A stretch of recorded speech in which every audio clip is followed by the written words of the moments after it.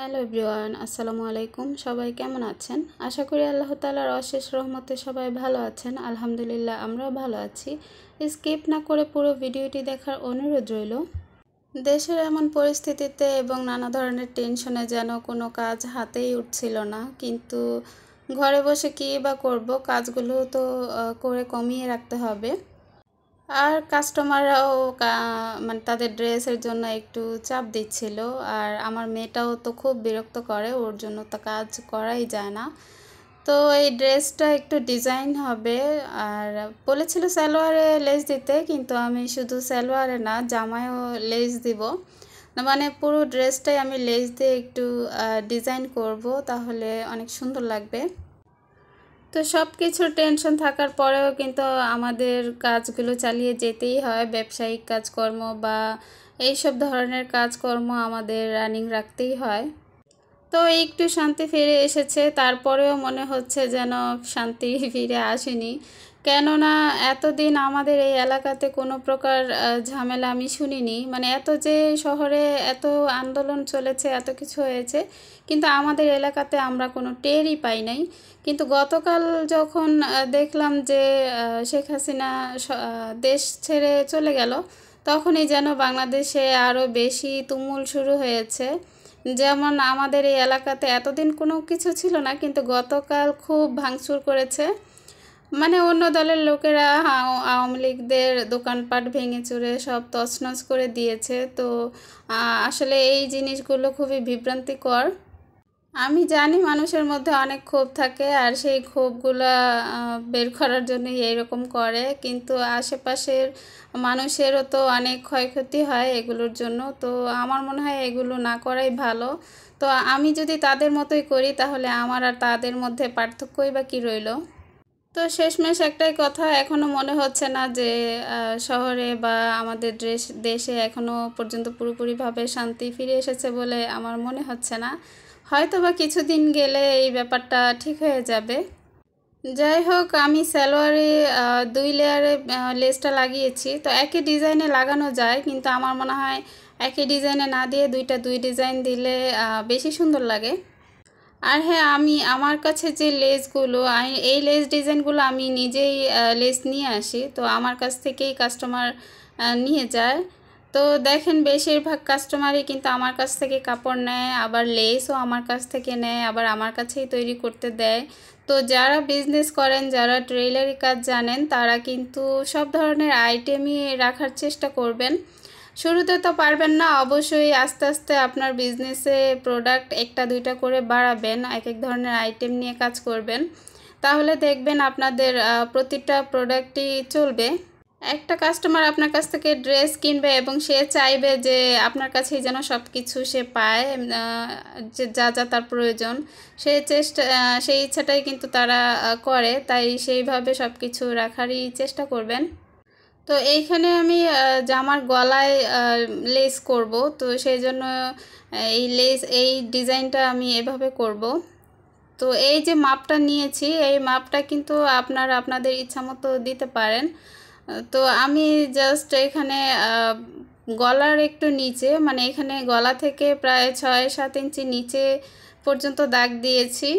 আর এরপর সাইডে 2 ইঞ্চি বা 3 ইঞ্চি এরকম করে মাপ দিতে পারেন। কেউ একটু ছোট দিতে পারেন, কেউ একটু বেশি দিতে পারেন, এটা কোনো প্রবলেম না।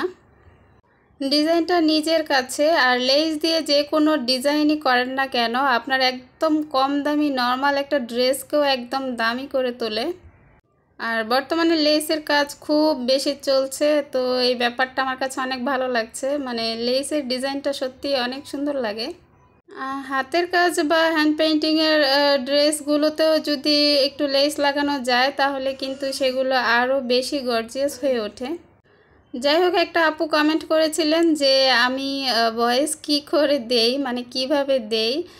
আসলে আমি ভয়েসটা মাইক্রোফোন দিয়েই দেই, ওয়্যারলেস মাইক্রোফোন। তো একটু ভালো মানের মাইক্রোফোন যদি ব্যবহার করা যায়, তাহলে কিন্তু কোনো প্রকার নয়েজ আসে না। আর অবশ্যই ভয়েস দেওয়ার সময় একদম নিরিবিলি স্থানে দিতে হবে। সেটা যদি আপনি মাইক্রোফোন দিয়েও দেন, তাহলেও দিতে হবে, তাহলে আপনার ভয়েসটা ক্লিয়ার আসবে। আর আমি যখন প্রথম ব্লগ ভিডিও করেছি, ভয়েস দিয়েছি, তখন মাইক্রোফোন ছাড়াই ভয়েস দিয়েছি, যার কারণে আমার তখনকার ভিডিওর ভয়েসগুলো খুব একটা ক্লিয়ার ছিল না। মানে আমার ভয়েসটা একটু ভালো শোনা যেত না, বা আশেপাশের নয়েজ, প্রচুর নয়েজ আসতো, মানে আশেপাশের প্রচুর শব্দগুলো আসতো। তো এটা খুবই শুনতে খারাপ লাগতো, তাই আমি পরবর্তীতে একটা মাইক্রোফোন নিয়ে এসেছি। তো ব্লগিংয়ের ক্ষেত্রে আসলে দুইটা জিনিস থাকা সবচেয়ে বেশি জরুরি, সেটা হচ্ছে একটা ট্রাইপড আর হচ্ছে একটা মাইক্রোফোন, আর অ্যান্ড্রয়েড তো লাগবেই। তো এই দুইটা জিনিস থাকলে আমার মনে হয় ব্লগিংয়ের জন্য খুবই বেটার একটা ভিডিও আনার জন্য। এক আপু কমেন্ট করেছিলেন যে আপু তোমার কর্মী লাগবে কি না। তো আপাতত আমার 4 জন কর্মী আছে, 4 জনকে দিয়ে আমি কাজ করাচ্ছি। যেহেতু আমার আহামরি অর্ডার না, তাই আমি অল্প কয়েকজন দিয়ে আপাতত কাজ করাচ্ছি। তো সামনে যদি আমি আরও কিছু ড্রেস করি, তাহলে আমি আরও কিছু কর্মী বাড়াবো।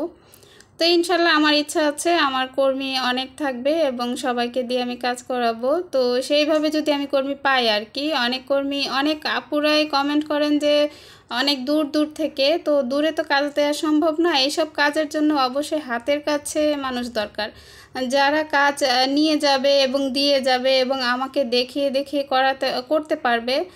কোনো প্রবলেম হলে যেন আমি দেখতে পারি। তো সেজন্য অবশ্যই আমার হাতের কাছে মানুষ লাগবে। তো দূরের কাউকে কাজ দেওয়াটা আসলে পসিবল না।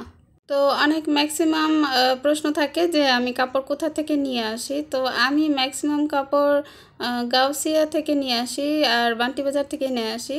মানে গাউসিয়াতে আমি নিজে গিয়ে নিয়ে আসি, আর বান্টি বাজারে আমি কখনো যাইনি, সেখান থেকে আমি বেশিরভাগ প্রোডাক্ট অনলাইনে নিয়ে আসি। তো অনেকে বলেন বান্টি বাজারের কাপড় ভালো না, গাউসিয়ার কাপড় ভালো না।